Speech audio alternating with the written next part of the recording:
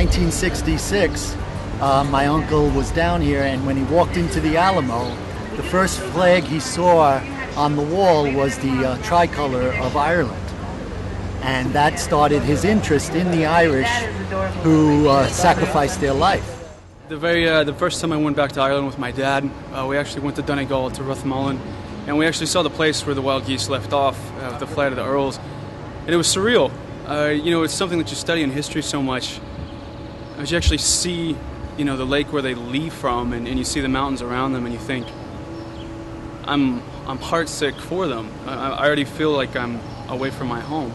It's kind of an eerie feeling that I think all people that have Irish blood in them deal with on one level or another. There's always this calling for going back home, and you don't know why. It's almost mysterious, mystical. San Antonio it has its own Wild Geese story in that it has Hugo O'Connor, who was born in Dublin in 1740, came with his cousins, went to Spain, and then as a soldier in Spain was brought to Mexico and evidently did a very good job, and he was promoted and became the Spanish governor of this area.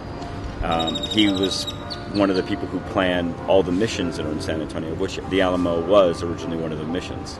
The Native Americans had a name for O'Connor, and they called him the Red Captain because of his red hair.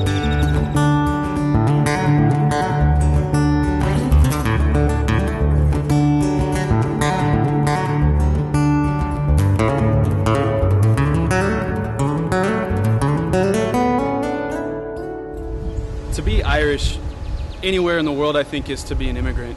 And what's interesting about that word in the Irish language is there's no real neutral term for immigrant in the Irish language. The only thing that is comparable is that of an exile. And the Wild Geese definitely were exiles. They were forced to leave. They had to do that to survive. And through the centuries, you find that with Irish immigration across the board.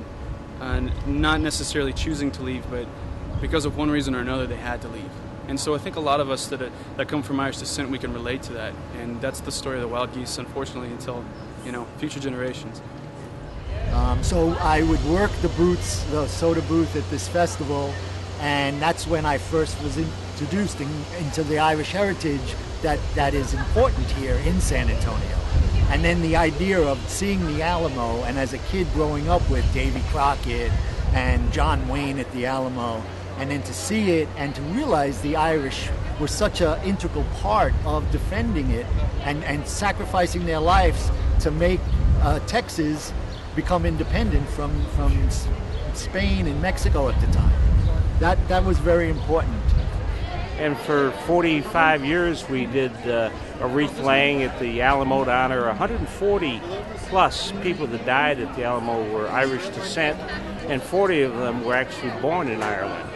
But as you know, the Irish have always fought for country, God, and liberty, so it's not unusual they'd be at the Alamo in great numbers. Samuel B. Blair, Edward McCafferty, Miles Andros, Jerry C. Day, John Joseph Valentine, and Robert Moore. From Kentucky